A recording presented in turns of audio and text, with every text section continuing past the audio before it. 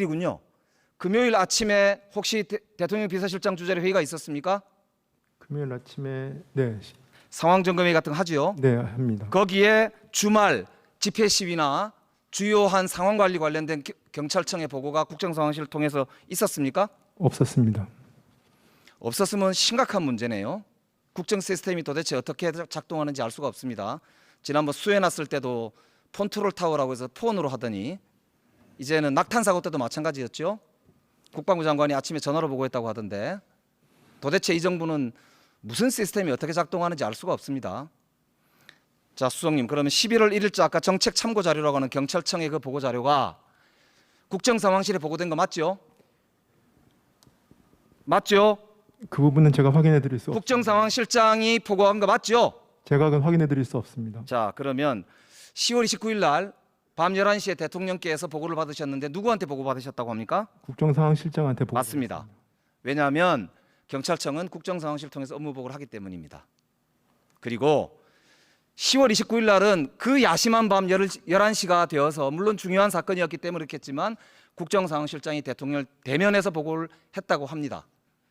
그런데 경찰청에 대통령실의 주변에 시위도 있고 그 주변에 그 시위가 있는 주변에 10만 명이 넘는 할로윈 축제가 그날 같은 날 있는데 경찰에서 경비 인력 계획까지 세웠는데 보고하지 않았다?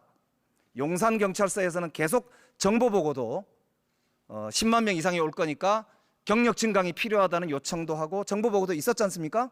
청장님, 경찰청장님? 10만 명이 운집할 거라는 보고는 있었지만 경력 부분은 별개 언급은 없었던 보고가 것으로, 있었죠, 그죠? 네, 언급은 없었던 것으로 일상적으로 경찰이 당연히 하지 않습니까? 경찰청장께서 혼자 뭉개고 위험사항을 그냥 떠안고 있지는 않잖아요. 대통령실에서 보고하고 총리실에서 보고하고 하지 않습니까?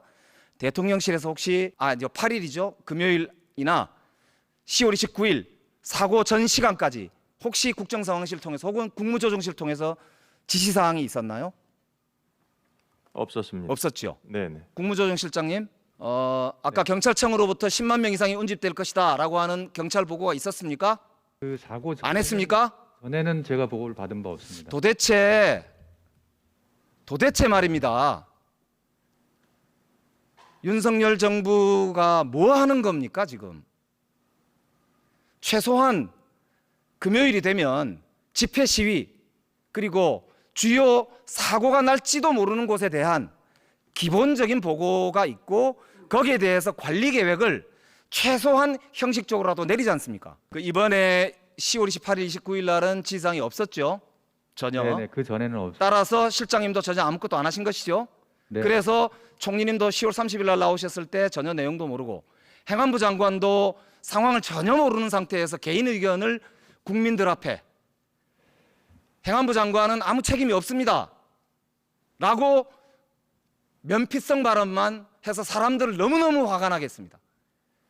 대한민국 정부에 대해서 이렇게 신뢰를 떨어뜨리는 발언을 행안부 장관이 버젓이 국민들 앞에 하는 것을 보고 우리 국민들이 도대체 이 정부가 도대체 이게 정부냐 이게 나라냐 이렇게 묻고 있는 것입니다. 2021년 8월 12일 날 윤석열 그 당시 대통령 후보가 이렇게 이야기합니다. 위기 상황에서 정부가 국민을 어떻게 보호하느냐에 그 정부의 존재 이유가 있는 것인데 이 정부는 존재 이유를 증명하지 못한 것 같습니다. 저 글을 보고 저 말을 듣고 우리 국민들은 과연 지금 무슨 생각을 하겠습니까? 윤석열 정부의 이 무정부에 가까운 무책임과 책임회피, 직무유기 이건 반드시 국정조사를 통해서 밝혀져야 한다고 저는 믿습니다.